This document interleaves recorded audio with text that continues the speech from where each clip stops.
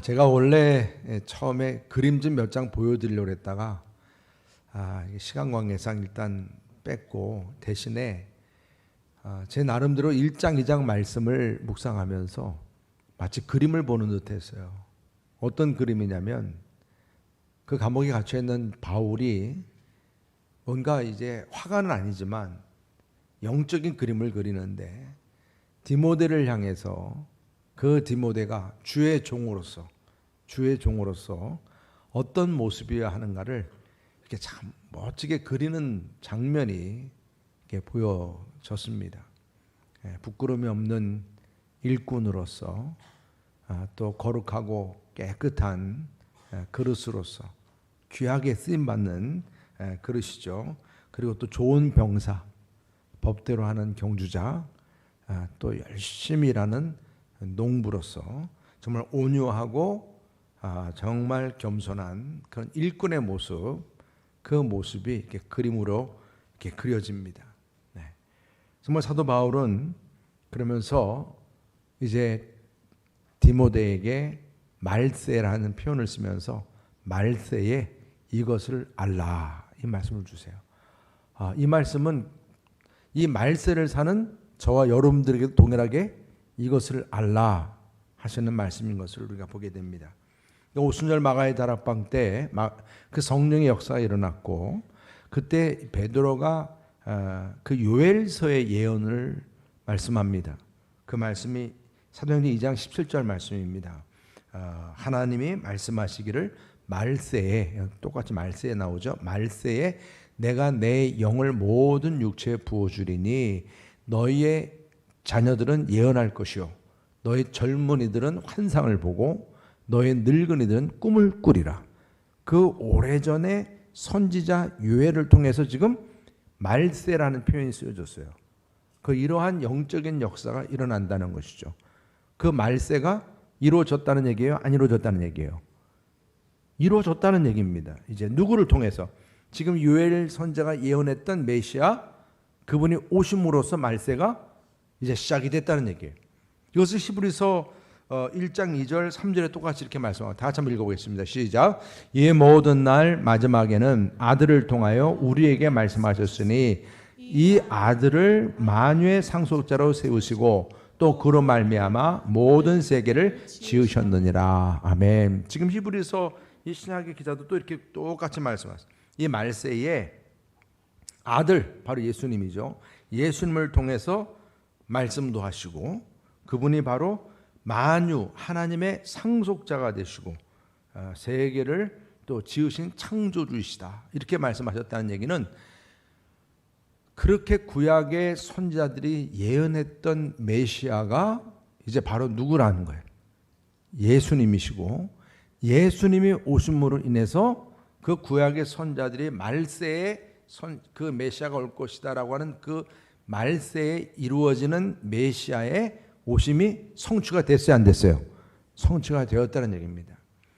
그래서 초대교회 당시에 이 말세라고 하는 개념, 우리가 요한계시록이나 여러 가지 말씀에서 말세 그러니까 하도 우리 성도님들은, 또 세상 사람들도 그래요. 막 희한한 말세 얘기들이 많이 나와가지고 앞으로 미래에 뭘 일어날 말세만 자꾸 여러분들이 생각을 하는데, 성경적으로는 그렇지 않아요. 이미 말세는 예수님이 오심으로 시작이 됐고, 말세의 끝은 언제입니까? 주님이 재림하시는 날입니다. 여러분, 하루가 천년 같은 주님의 그 하나님의 시간표를 계산해 보면 초대교회 때나 지금이나 아직 뭐라는 거예요? 어떤 때라는 얘기입니까? 말세라는 얘기입니다. 말세. 우리는 말세에 살고 있는 거예요. 근데 그 말세의 정도가 달라요. 물론 다른데 중요한 것은 이 마지막 날, 이것은 초대교회 때만이 아니라 바로 지금 우리들 역시 이 말세를 살아가는 우리들이 명심해야 할 바로 이 말세, 이것을 알라. 오늘 사도 바울은 디모데에게만 아니라 저와 여러분들에게도 이 시대의 말세를 살아가는 우리들이 명심하고 알아야 할 아주 분명한 지식을 말씀하고 있는 것입니다. 그 첫 번째가 뭐냐면 말세에는 고통의 때가 임한다는 거예요. 무슨 때가 임한다고요? 고통의 때라는, 이미 지금 고통을 심하게 받는 사람들이 있어요. 복음 때문에. 이미 그분들은 지금 말세를 아주 심하게 겪고 있는 그런 상황이죠. 그러니까 여기에 지금 1절 말씀 보면 너는 이것을 알라, 말세에 고통하는 때가 이른다, 이렇게 말씀을 하고 있어요. 그러니까 복음과 함께 고난을 받으라, 이런 말씀을 주셨던 사도 바울은 이런 말세에 고통하는 때가 이른다고 하면서 이것이 그냥 옛적에만 이루어진 게 아니고 또 앞으로 미래만 그런 생각되는 차원이 아니라 복음 때문에 지금도 수많은 사람들이 고통을 당하고 있다는 거죠. 그것은 이미 교회의 역사가 증명을 합니다. 교회의 역사가. 그래서 고통하는 때, 그랬을 때 이 고통이라고 하는 이 카레포스라고 하는 이 용어가 육체적으로도 정신적으로도 심리적으로도 아주 정말 고통스러운 상태를 얘기합니다. 그래서 아주 격렬하다, 아니면 위험스럽다 이렇게 생각이 되기도 하고, 아니면 짐승이 어떤 포획물을 잡기 위해서 그냥 경노하고는 아주 부르짖는 그런 야수의 그 모습, 그리고 또 파도가 막 집체를 집어삼킬 듯한 그런 모습, 그런 모습을 이 단어에서 생각을 하시면 되는 거예요. 고통의 때가 임한다라고 했을 때, 그래서 예수님도 거라사 광인의 이야기를 통해서 거라사 광인의 모습에서 그가 그냥 말 그대로 말세를 맞이하는 그 고통의 종류가 무엇인지 그 거라사 광인의 사나운 모습을 통해서 그 사나움이 바로 그 고통의 모습이라는 것을 보여준 겁니다. 그래서 사도 바울은 이러한 고통의 때에 본인 스스로도 이 고통을 지금 겪고 있어요, 없어요? 겪고 있는 것입니다. 그래서 복음에 대한 그의 충성심 때문에 지금 그는 체포되었죠, 구금이 되었죠, 심지어는 사형 선고까지 받았습니다. 그리고 같이 믿음 생활을 했다고 했던 아시아에 있는 그리스도인들조차도 사도 바울을 비난하고 비방했어요. 심지어는 배반도 하고. 그래서 나쁜 선생이라고 하는 거짓된 교사들에 의해서 악성 종양이라고 하는 그런 표현이 될 정도로 변론들, 악한 변론들, 어리석고 망령되고 그 헛된 말들이 막 그냥 이제 떠들어졌던 것을 우리가 압니다. 그게 다 뭐예요? 고통의 때에 이루어지는 일들입니다. 고통의 때에. 그러니까 우리는 이렇게 말세에 주어지는 고통이라고 하는 이 부분이 지금 사도 바울이 디모데에게 이것은 잠깐 있는 거야, 잠깐 있는 거야, 이런 식으로 얼러주기 위한 얘기가 아닙니다.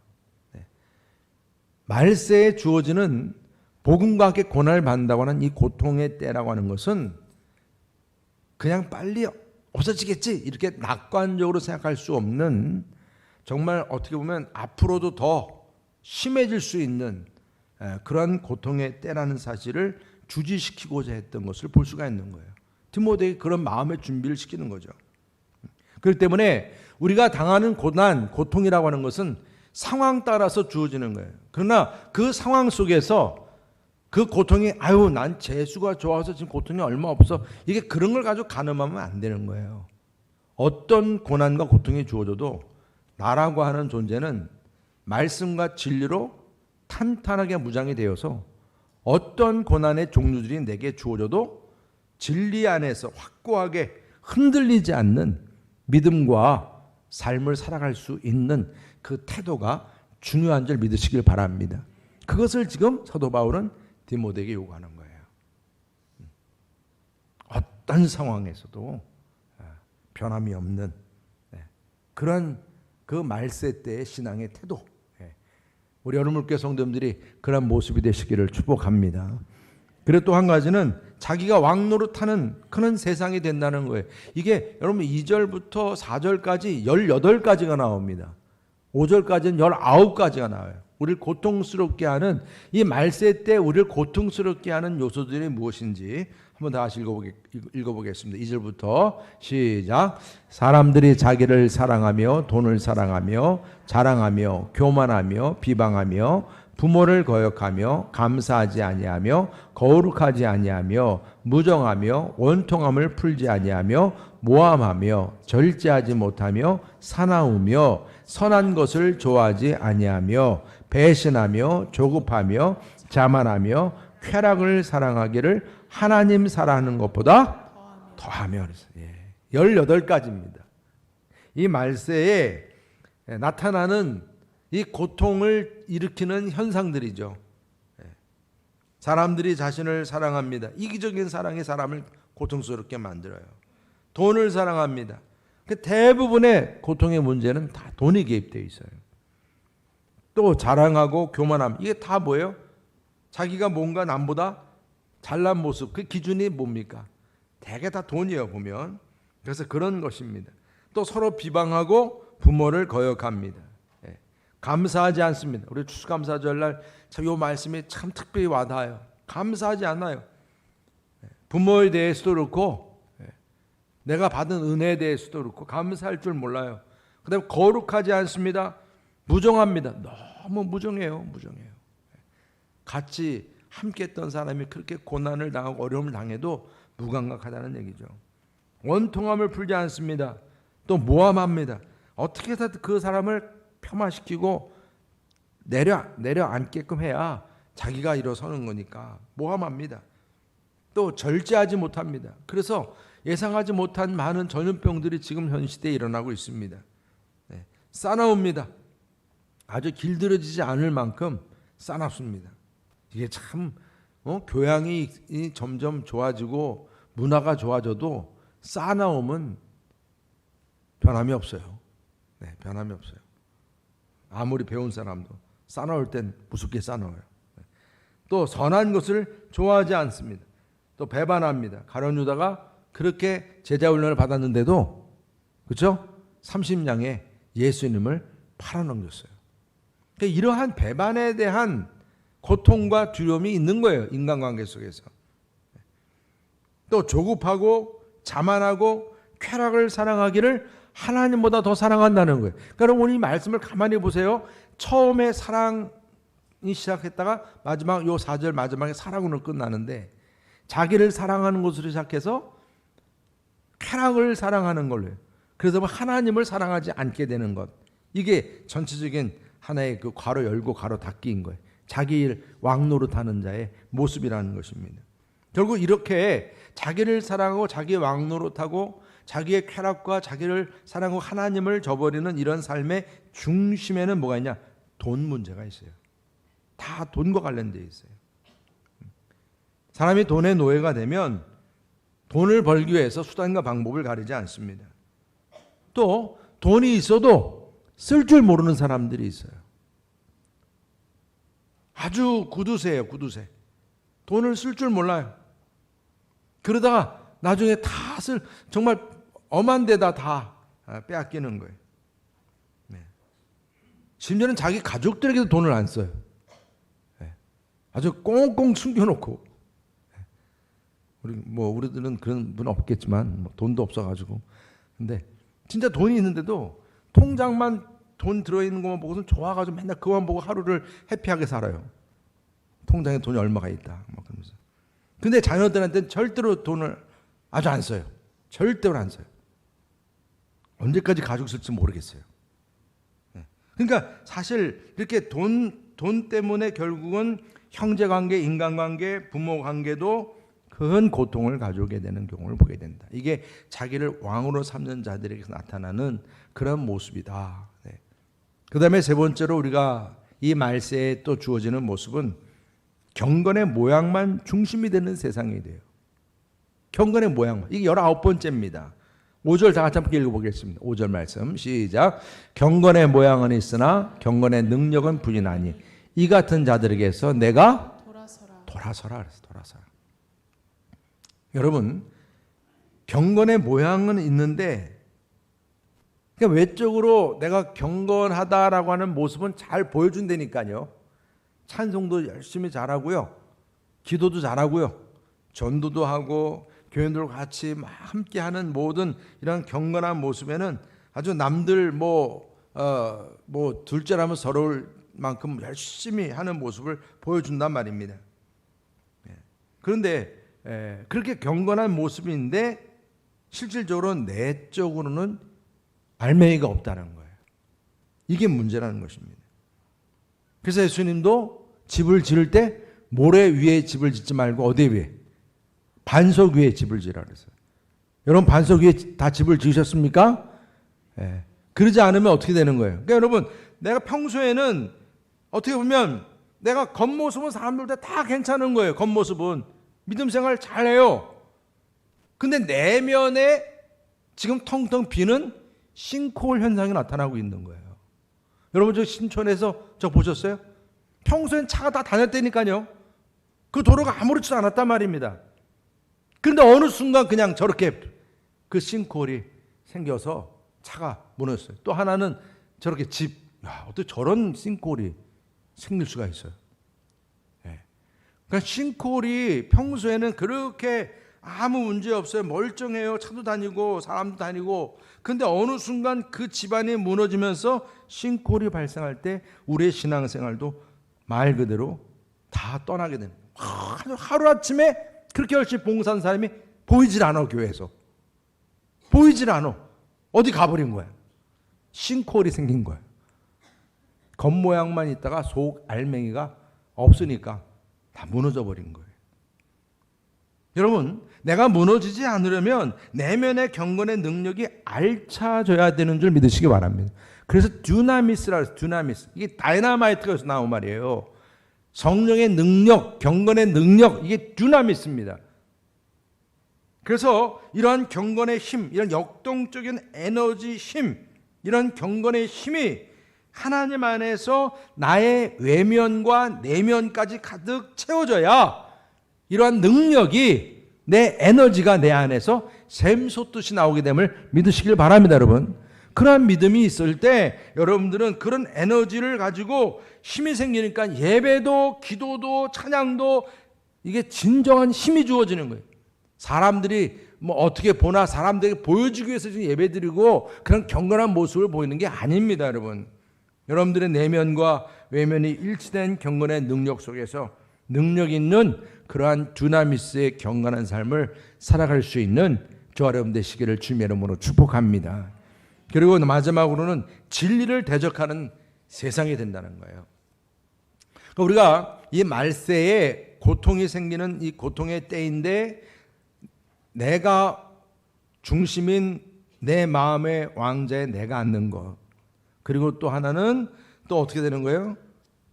경건의 모양, 껍데기만 있는 신앙생활, 그리고 마지막으로는 그런 가운데서 나중에는 진리까지 대적하는 그런 세상이 된다는 얘기입니다.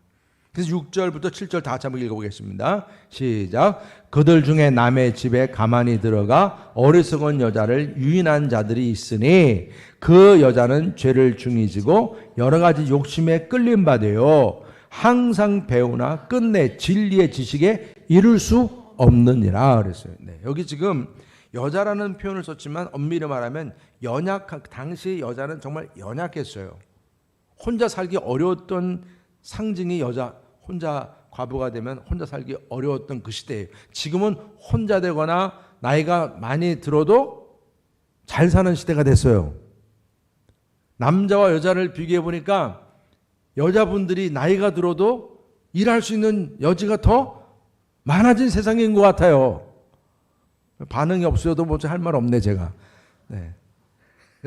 진짜 제가 봐도 여자분들은 이제는 뭐 괜찮은 것 같아요. 근데 예전에 이때 당시에는 여자들은 아무런 자기가 개인적으로 뭐 할 수 없는 그런 시대였습니다. 그래서 남자가 밖에 나가서 돈을 벌어주는 거 가지고 집에서 사는데 부유하게 자기가 갖다 주면 그러한 여인은 집에서 아주 호화롭게 사는 거고, 그렇지 못한 여인은 집에서 그냥 뭐 이것저것 또 알뜰하게 살고 그렇겠죠. 근데 중요한 것은 뭐냐면 여기 말씀처럼 이게 이 어리석은 여자라는 표현이 뭐냐면 그러다 보니까 사람이 어리석어지는 부분이 많이 있는 거예요. 어떤 면에서 어리석냐면 누군가 살짝 여기 지금 말씀처럼 거짓된 교사가 몰래 들어온다는 얘기예요. 도둑처럼 들어온다는 얘기입니다. 그걸 유인해서 죄를 짓게 한다는 거죠. 이 말은 그냥 여자에게만 속한 게 아니라 지금 저와 여러분 같은 우리 모두에게 다 포함되는 얘기입니다. 하나님의 진리의 말씀이 우리 안에 내적으로 알맹이가 차 있지 않으면 싱크홀이 생겼을 때 그러한 그 싱크홀 생긴 사람들을 귀신같이, 정말 귀신같이죠. 이러한 거짓된 교사 이단들이 너무나 잘하는 거예요. 그래서 나랑 같이 성경 공부할까요? 이렇게 시작된다니까요. 그래서 여기 나오는 지금 이 표현에서 유인한다는 이 표현에서 마치 이건 군사 작전을 하는 표현과 같은 의미입니다. 그래서 군사 작전을 해서 말 그대로 전쟁 때 그 포로를 사로잡는 것처럼 속이고 홀리게 해서 사로잡는 거예요. 마치 뱀이 에덴 동산에서 하와를 사로잡은 것처럼. 네. 그렇게 한다는 얘기입니다. 중요한 것은 이게 먹잇감이 돼요. 먹잇감. 그래서 이들이 결국 그 속임에 넘어가서 어떻게 돼요? 진리를 대적하기까지 된다는 얘기입니다. 그게 다 이단으로 빠지게 되는 과정인 것을 우리가 볼 수가 있게 하는 거죠. 그래서 어떻게 합니까? 8절 9절 말씀 보게 되면 우리 다시 한번 읽어보겠습니다. 시작. 얀네와 얀브레가 모세를 대적한 것 같이 그들도 진리를 대적하니 이 사람들은 그 마음이 부패한 자요 믿음에 관하여는 버림받은 자들이라. 그러나 그들이 더 나아가지 못할 것은 저 두 사람이 된 것과 같이 그들의 어리석음이 드러날 것입니다. 아멘. 얌네와 얌브레가 무슨 말일까? 이건 아마 여러분 처음 듣는 분들이 많을 겁니다. 왜냐하면 출애굽기 당시에 모세가 바로 왕 앞에서 지팡이를 던졌을 때 뱀이 되고 또 호수에 지팡이를 쳤을 때 핏물로 바뀌고 이런 부분에서 바로 왕도 야 우리에게도 그런 술사가 있다 하면서 자기 그 술사가 지팡이 던지니까 뱀도 되고 핏물도 되고 이는 못 만들었어요. 그러면서 이제 어느 정도까지 그렇게 기적을 행했던 것을 보게 되는 거예요.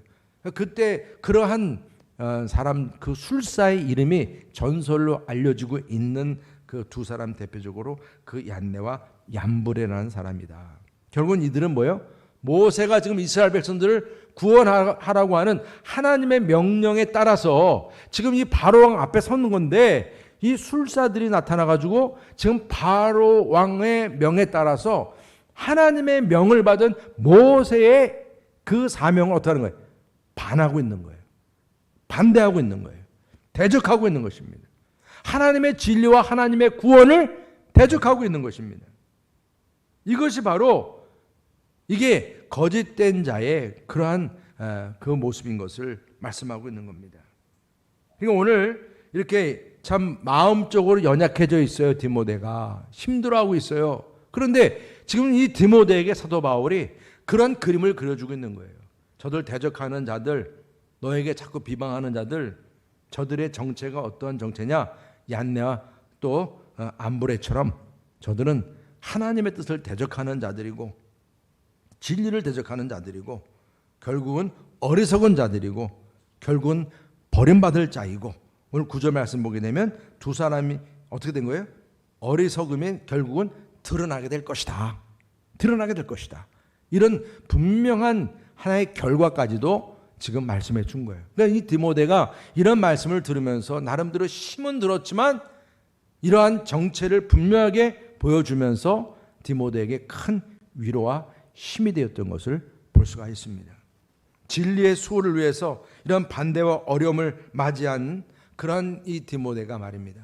나름대로 위로를 받았듯이 여러분들에게도 예기치 못한 일로 인해서 내가 고난이 주어지고 고통이 주어지고 어떤 반대가 주어졌을 때 여러분들에게도 오늘 주어진 말씀처럼 이런 말씀이 내게 힘이 되고 격려가 될 수 있기를 주님의 이름으로 축복합니다. 그리고 이렇게 말세 고통하게 되는 것을 우리가 어떻게 그럼 이겨내느냐? 이 네 가지 부분이 가장 대표적으로 지금 이 사도 바울이 디모데에게 하나의 그 기본적인 이 우리를 고통스럽게 하는 것들이라고 말을 했는데 이것을 어떻게 우리가 그러면 이걸 이겨낼 수 있느냐? 바로 오늘 말씀 가운데 보니까 5절에서 이런 세상적인 것에서 돌아서라 이런 말씀을 주고 있는 겁니다. 돌아서라. 이것은 아포트레프라고 하는 것은 뭐냐면 등을 어떻게 해요? 돌리라는 거예요. 그러니까 여러분 이러한 반대하는 대적하는 세력을 우리가 같이 막 변론하다 보면 거기에 또 빠질 수가 있으니까 아예 그냥 등을 돌리라 이런 표현을 쓰는데 우리가 또 오해하면 안 돼요. 어떤 오해를 하게 되냐면 그러니까 저렇게 사악한 집단이나 저렇게 악한 사람들은 내가 상종을 하지 말아야지 하면서 아예 그냥 담을 쌓고 살지는 말라는 것이죠. 왜냐하면 예수님을 우리가 생각해 보면 예수님도 오히려 죄인들과 같이 식사도 하고 죄인들과 함께 했던 것을 우리가 알아요. 왜 그렇습니까? 중요한 것은 그들의 영혼이잖아요.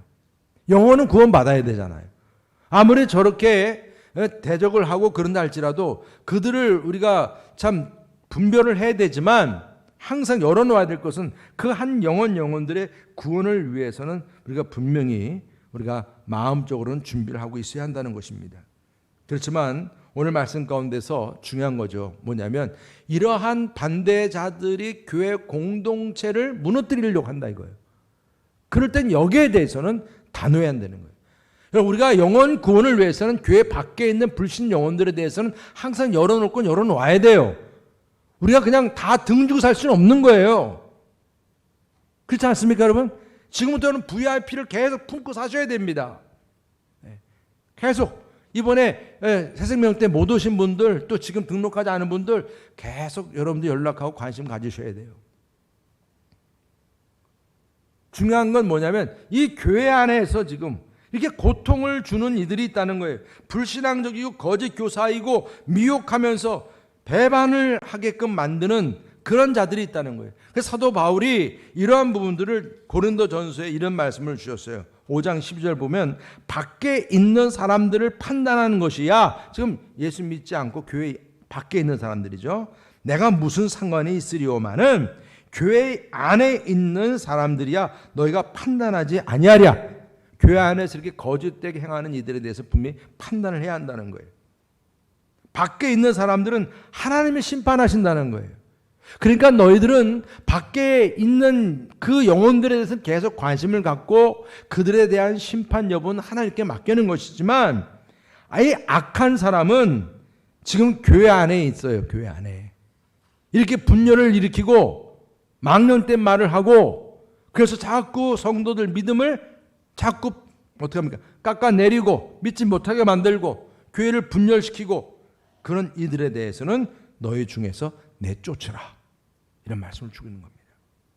여러분 참 우리가 어떻게 보면 단호해야 할 때는 또 단호해야 한다는 부분도 말씀하고 있는 것이죠. 그래서 우리가 등을 돌린다라고 하는 이 부분은 진리를 분명하게 분별을 하고 그들의 거짓된 속임수에 넘어가지 말고 끌려다니지 말고 끊을 건 반드시 끊을 수 있는 저 여러분 되시기를 주님의 이름으로 축복합니다. 흔들리지 말아야 합니다. 그리고 또 중요한 것은 말씀과 기도로 거룩해져야 한다. 거룩함이 없어진다 그랬는데 우리가 이 세상 속에서 왜 이 교회가 자꾸 세상 사람들에게 손가락질을 받습니까? 교회가 거룩해야 되는데 세상과 교회가 구별이 없어져 버렸어요. 아니 빛과 소금이라고 얘기를 하면서도 정작 세상과 똑같이 행동하고 세상이 바라는 소원을 똑같이 바라고 소원하고 말입니다. 구별이 되지 않으니까 여러분 세상 속에서 그리스도인들이 빛도 소금도 되지 않는 것도 그렇지만 교회도 역시 소금과 빛의 사명을 감당하지 않아요. 그러니까 세상 사람들이 볼 때 저 교회가 왜 있는 거야? 이렇게 판단하고 마는 겁니다. 그러니까 여러분 우리가 세상과 구별할 수 있는 것 중에 중요한 것은 거룩이에요. 거룩. 이 구별성입니다. 이 부분에 있어서 우리는 보혈의 능력을 통해서 구원받았고 정말 우리는 값없이 공짜로 구원받은 사람들이에요. 하나님의 은혜입니다. 그래서 공짜로 은혜 받았다고 그래가지고 그냥 여러분들이 그냥 공짜로 사는 게 아니에요.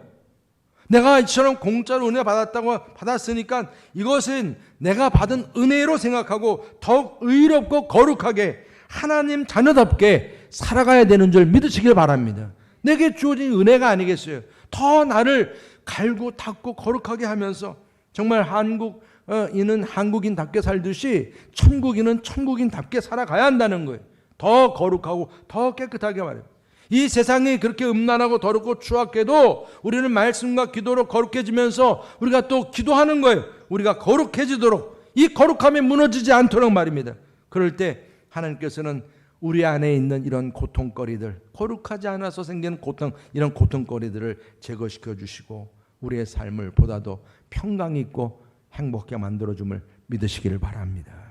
그리고 마지막으로 또 중요한 거죠. 감사하지 않는다고 그랬는데 오늘 말씀 가운데서 우리가 이 땅의 고통을 제거하고 이 말세를 살아가는 중요한 또 삶의 원리는 항상 기뻐하고 감사할 수 있기를 주님의 이름으로 축복합니다. 항상 기뻐하라, 쉬지 말고 기도하라, 범사에 감사하라. 이것이 뭡니까? 하나님의 뜻이니라. 그러니까 우리가 어떤 행복을 누리고자 할 때는 감사라고 하는 두레박으로 그 물을 퍼야 행복하다는 사실이에요. 그러니까 우리가 감사하는 것을 항상 많이 할 수 있어야 돼. 언제든지. 제가 이런 감사에 대한 것만 계속 제가 이 설교 준비하면서 막 적다 보니까 아이고 이러다가 2시간도 부족하겠더라고요. 네. 감사할 게 너무 많아요. 근데 오늘 우리는 이 말씀 속에서 정말 우리가 이 고통을 만드는 이 세상의 요소들을 극복하기 위해서는 감사할 수 있어야 한다. 예수님께서도 10명의 나병 환자를 치유하시고 난 다음에 한 명만 감사로 왔어. 그러니까 예수님께서 뭐라 했어요? 나머지 9명은 어디 있느냐? 감사하지 않는 9명을 찾으셨어요. 여러분, 우리는 어떻게 보면 은혜를 원수로 갚는 나쁜 사람일 수는 없는 겁니다.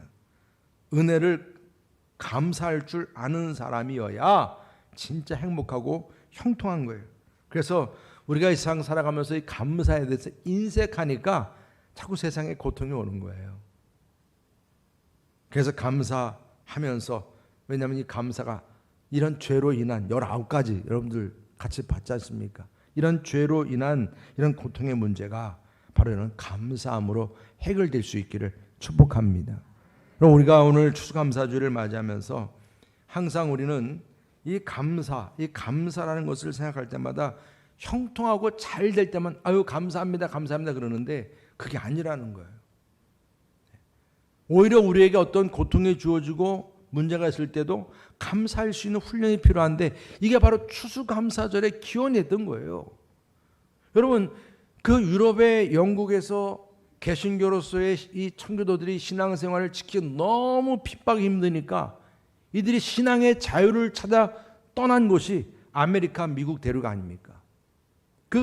여러분들 잘 아시다시피 메이플라워 그 크지도 않은 그 배를 타고 말입니다. 이들이 지금 미국의 보스턴, 그 뉴욕 가까이 있는 보스턴 그 폴리머스 항에 도착을 했는데 146명. 여러분 생각해 보십시오. 그 많지도 않은 그 인원들이 그 추운 날, 미국 동부는 춥거든요. 그곳에 도착을 해서 성탄절 다음 날 도착했으니까 뭘 할 수 있었겠습니까? 그렇지만 이들이 뭔가 그래도 땅을 일구고 이제 농사를 하려고 준비를 하고 다 했어요. 근데 흉년 아무것도 제대로 거두지 못했단 말입니다. 그래서 이들이 금식을 선포하고 기도했어요. 그리고 또 그들이 또 한 해를 또 농사를 졌더니 그는 또 여전히 흉년이고 나중에 전염병까지 생겨서 왔던 모든 그 146명 중에 반이 죽었어요. 얼마나 기가 막힙니까? 그러니까 또 이들이 금식을 선포하고 또 기도하고 그랬지만 상황은 바뀌지 않았습니다. 이때 한 농부가 일어서서 심각하게 이런 얘기를 했습니다.